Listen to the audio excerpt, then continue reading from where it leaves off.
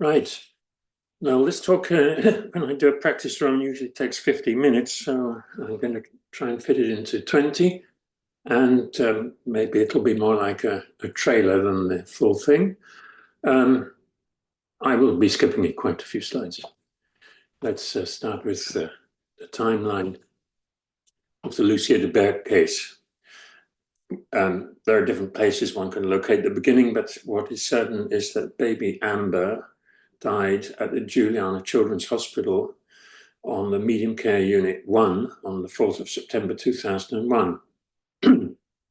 That baby was 6 months old and was recovering from yet another heart operation and was expected to go home soon. Unfortunately, it unexpectedly died in the night, and Lucia had been on shift and was the last person who had been with the baby. She was taken off hospital duty immediately. Police were called in, and in a short time she was arrested and charged with murdering a number of children at a number of hospitals and harming others, not just children, sorry, patients at a number of hospitals. In 2003, the first trial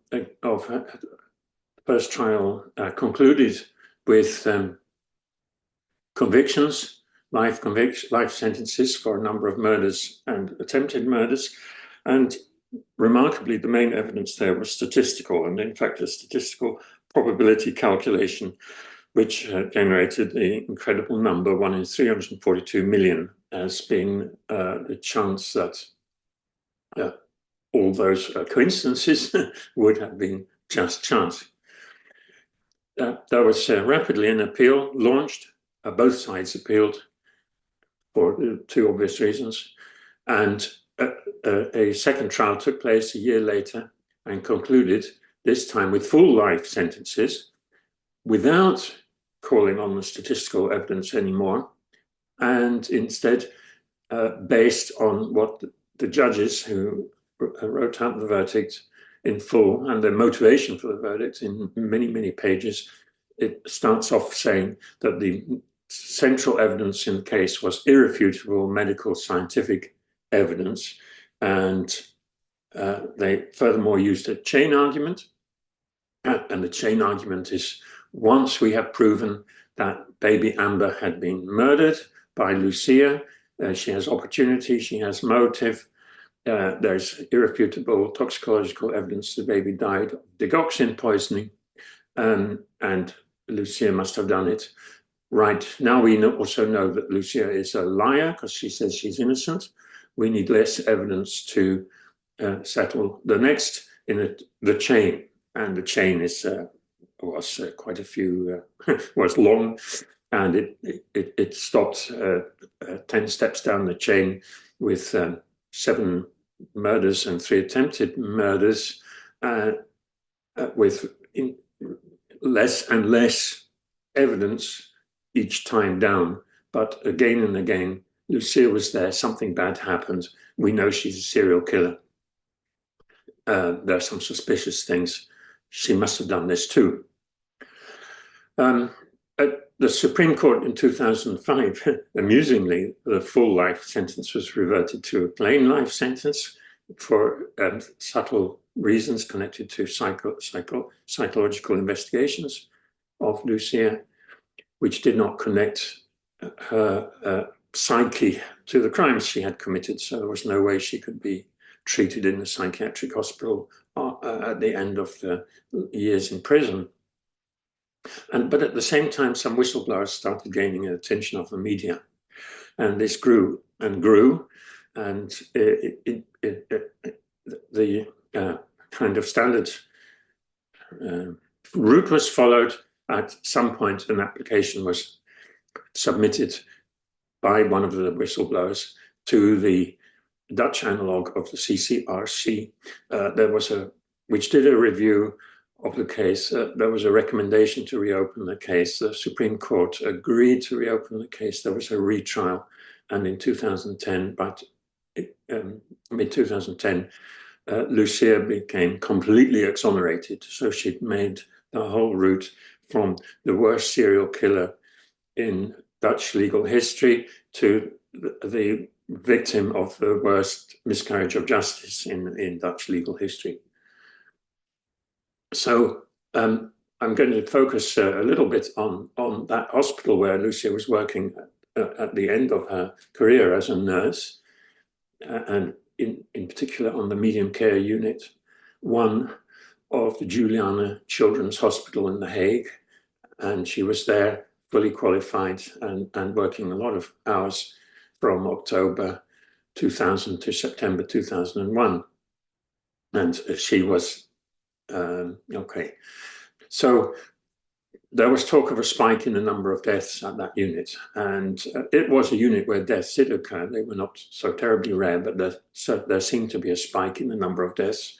And one can ask the question, should that spike have been expected? In particular, could it have been expected by the clinicians at the hospital themselves, the ones who actually reported Lucia to the police on 5th or something, September 2001. It's an innocent, there was an obvious association between the nurse's presence and the so-called suspicious incidents, but was that sinister? And are those deaths and collapses so hard to explain and so hard to predict? Is that normal? Well, here are the numbers, and these are numbers of shifts. There are 3 shifts a day of 8 hours at most Dutch hospitals. And we're looking here at 2 hospitals. We're looking at the Juliana Children's Hospital, basically a year of data, that's about 1,000 shifts. And we're looking at 4 months on another hospital a couple of years earlier, the Red Cross Hospital, 2 wards, Ward 42, where Lucia was mainly working, and Ward 41, where she worked just 1 shift during those 4 months. And during that just 1 shift, that's the bottom 2x2 table, during that just 1 shift, an incident occurred. An incident is never properly defined. It means an event which at the time seemed to be, according to clinicians, though possibly not to nurses, but to the clinicians in charge, which seemed unexpected and difficult to explain. And whether or not it remained unexpected and difficult to explain is, of course, one of the questions which that one could say police investigation and trials should have addressed. Notice in particular the first 2x2 table. There were 9 incidents and they all occurred on Lucia's shifts.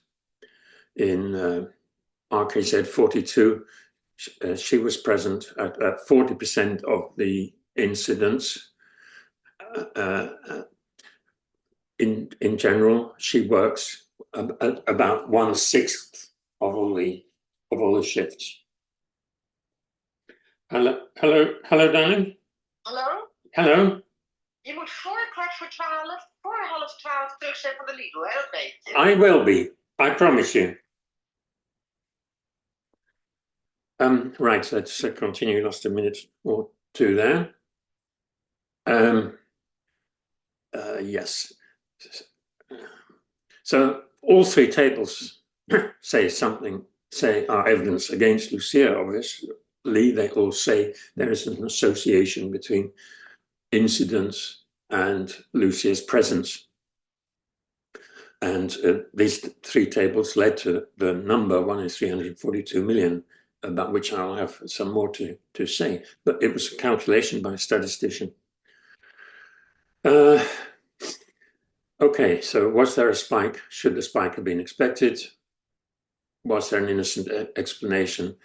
Are deaths and collapses so hard to explain? Now, I'm briefly going to say a little about the Lucy Letby case and ask you to consider those same questions. Well, here's the spike. There are differing statistical opinions as to whether that is statistically significant or not, but certainly it was noticeable and it led to investigations. And here is one statistical investigation which has been done recently by Peter Elston, which shows that the number of deaths, the number of neonatal deaths at the Countess of Chester in 2015 and 2016 were not actually remarkably large when one takes account of the acuity of the babies on the ward. You take account of the case mix, that changed. This graph says there was a spike, and there was a spike in the acuity of babies being accepted and treated on that unit for whatever reason. I have my own story about that, and some people will call it speculation. I think these are facts.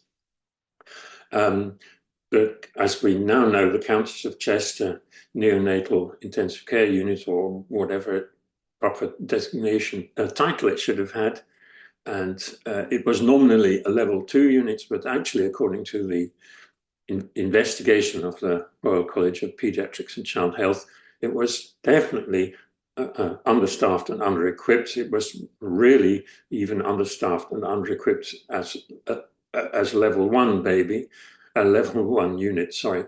And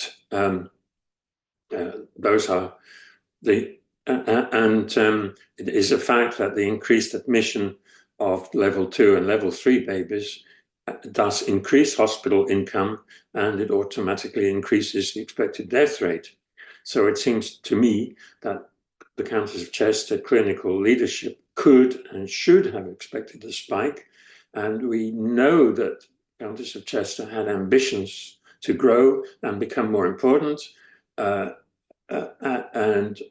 Unfortunately, at the same time that they were trying to develop these ambitions, that money was being cut, and senior nurses were being fired, etc., etc. Okay, and I've documented that elsewhere. Well, as the police spreadsheet, I would just like to quickly show you my version of the police spreadsheet, where I've simply reordered the nurses, and I think you've become a number of features of the data become visible now, which were somewhat disguised by the alphabetical ordering of nurses. Many things can be said about this. I'm going to say them now.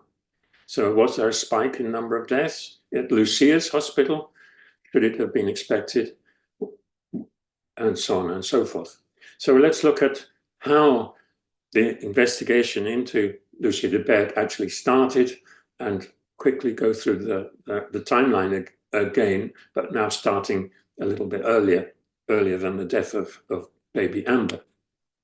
So there was a spike, and doctors and nurses were worried about it and saw it. Whether it was statistically significant or not is another question, but things had seemed to have changed.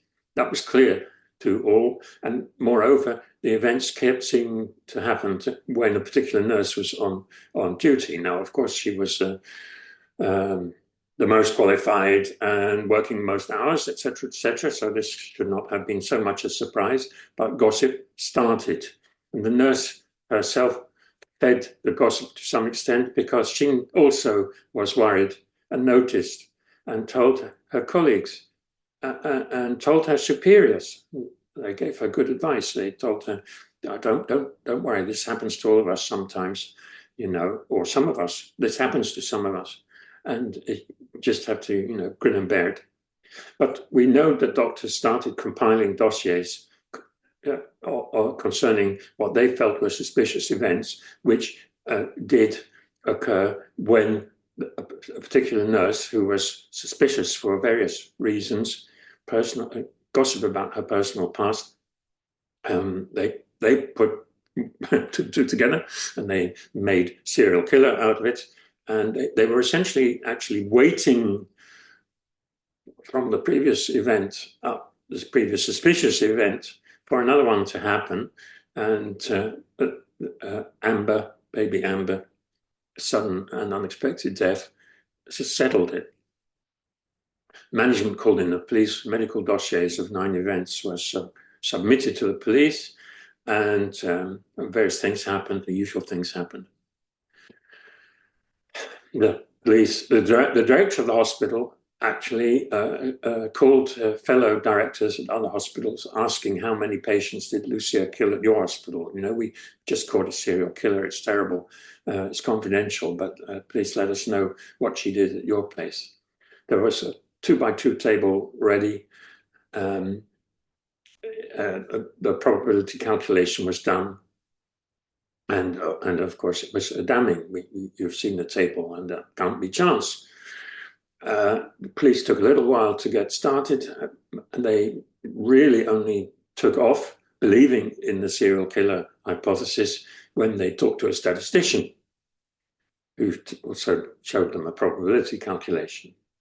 The medics, the senior medics at the Juliana Children's Hospital basically coached the police investigation into what had been happening at their hospital, and indeed even what had happened to the chief pediatrician's own patients, giving summaries, medical evaluations of those 9 events, and encouraging the police to do what they're supposed to do. I'm not going to talk about the difference in what's the word? Anyway, legal system. And I'm not going to talk about the incredible, important role which various social networks played on both sides of the Lucia de Berk case and both time parts of the Lucia de Berk case, both the heading towards conviction and then the heading towards exoneration. Okay. It's important to understand how such cases can arise without assuming malevolence on anybody's part, without assuming any malevolence on anybody's part. These things happen. They happen in the same way again and again. They are witch hunts. Witch hunts happen today. So here's a remarkable parallel between the two interesting cases for my talk. The 3 smoking guns. Basically, there are the same 3 smoking guns. Let's go back to that data now again. The reason I'm coming back to it again is that even though ultimately Lucia was exonerated on the basis of medical evidence and the medical evidence, the proper interpretation of the medical evidence. And of course, she was apparently convicted on the grounds of the medical evidence and not on any statistics. Still, the fact that she was always there when bad things happened is a fact which permeates the whole argumentation of the judges. And hence, it was important in the phase of a public campaign leading up to a CCRC application, etc. It was important to combat the impression which 1 in 342 million had made on everybody in the Netherlands. It couldn't be a coincidence, indeed. When we got hold of the statistician's actual calculations, which had not been shown to the court, and the document in which he outlined them, did them, was not publicly available, but he kindly supplied it to me by asking the court, who agreed that it could be disseminated confidentially. It turned out that he'd made a stunning and dumb error combining 3 p-values. And if he'd done it following any standard recipe of any standard statistics textbook, it would have been thousands, not millions. At most 10,000, never hundreds of millions. We also, by the time of the public campaigning, the medical side of the whistleblowers had uncovered that there were many events missing, which were identical to events, even the same patients, basically the same, medically, the same event happening a number of times to the same patient, but only suspicious when Lucia was not present and never revealed to the court. It's hidden in the medical experts' documents submitted to the police and to prosecution. So, in fact, the judges actually knew this, and they quote this in their summary. So there were missing events, and there was no accounting for heterogeneity, for hidden confounders, of which there are plenty. You take account of them in one way or another, and you take account of the other things which I've mentioned, and that p-value plummets to 1 in 50, perhaps, something like that. Well, the campaign to get a retrial was successful, and it got successful because investigative journalists and amateur sleuths both played a very major role and uncovered all kinds of information which was absolutely critical. And in particular, journalists found out the cause of the spike. The policy of the hospital had been changed, and actually a couple of years earlier, there had been one more death on that unit. However, the unit had a different name at that time. It changed the name. So he could say, we never have so many deaths on MCU1, because there was no MCU1 the year before. Okay, the usual recriminations, anger, throwing dirt around happened. And of course, the same huge obstacle to reopening the case existed, and of course will always exist. Probably no new evidence, just already existing scientific opinions on the meaning of existing evidence. However, the case did get reopened, and there were a number of lucky things happened on the way, probably which one could attribute to the campaigning. And the thing is that lawyers are not going to reopen that case until the medics agree that it should be reopened. But the medics actually do communicate with and listen sometimes to statisticians. So statistical evidence will never have the Lucia Letby case reopened. Medical evidence will have it reopened, and we statisticians have to talk to medics. Well, the Lucia de Berk case has gone down in history as the biggest miscarriage of justice in the Netherlands in many years, and I want to conclude with my own opinions and with a call. I'm afraid I think the same thing is going to happen with Lucia Letby. I'm afraid it's going to take a long time, and she may well not make it. And I would like to call on the President of the Royal Statistical Society and the Executive to publicly support the call which nurses have done to the Prime Minister and to responsible ministers and secretaries of state for a Royal Commission. The Royal Commission is the way to go further, and I can explain why I believe that. Thank you. Now we'll Zoom stop recording.